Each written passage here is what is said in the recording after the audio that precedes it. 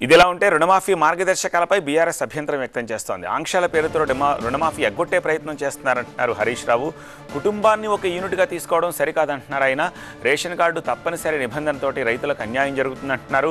BRS హయాంలో ఆంక్షలు లేకుండా ఈ రుణమాఫీ చేశామని, షరతు లేకుండా రుణమాఫీని అమలు చేయాలని డిమాండ్ చేస్తున్నారు హరీష్ రావు. రైతు రుణమాఫీ జరగాలంటే పాస్బుక్ ఆధారంగా రుణమాఫీ చేయండి. ఏ రైతు బ్యాంకులో అప్పు తెచ్చుకున్నా ఈ కుటుంబం అనే షరతులు తొలగించి, రేషన్ కార్డు అనే షరతులు తొలగించి, పాస్బుక్ ఆధారంగా బ్యాంకులో రుణం తెచ్చుకున్న అందరూ రైతులకు రుణమాఫీ చేసినప్పుడే రైతులకు న్యాయం జరుగుతుంది. ఇలాంటి షరతులు ప్రభుత్వం పెట్టడం ఇది తీవ్రంగా అన్యాయం. గతంలో బీఆర్ఎస్ పార్టీ రుణమాఫీ చేసిన నాడు మేము ఇలాంటి షరతులు పెట్టలేదు. కుటుంబము అనేటువంటి షరతు మేము పెట్టలేదు. రేషన్ కార్డు అనే షరతులకు మా ప్రభుత్వం పెట్టలేదు. ఎవరు రుణం తెచ్చుకున్నా కూడా వారికి రైతును రైతుగా చూసాం.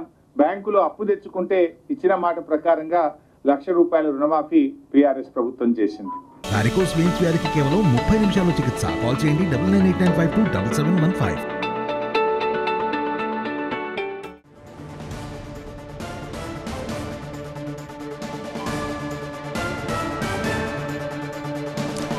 రుణమాఫీ ఎగ్గొట్టేందుకు ప్రభుత్వం ప్రయత్నాలు చేస్తోందని ఈ సందర్భంగా హరీష్ రావు అంటున్నారు.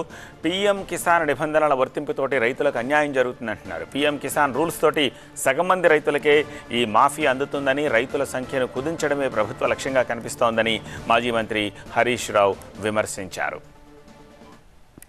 కిసాన్ నిబంధనలను వర్తింపజేసి రాష్ట్రంలో సగానికి సగం రైతులకు రుణమాఫీ లేకుండా ఎగ్గొట్టే ప్రయత్నం. మీకు ఇంకా బాగా అర్థం కావడానికి ఒక చిన్న ఉదాహరణ చెప్తాను. రైతు బంధు కింద మన రాష్ట్రంలో రైతు బంధు పొందిన రైతులు ఎందరు అంటే 68,99,079 మంది రైతులకు రైతు బంధు వచ్చింది. పిఎం కిసాన్ ఎంతమందికి వచ్చింది?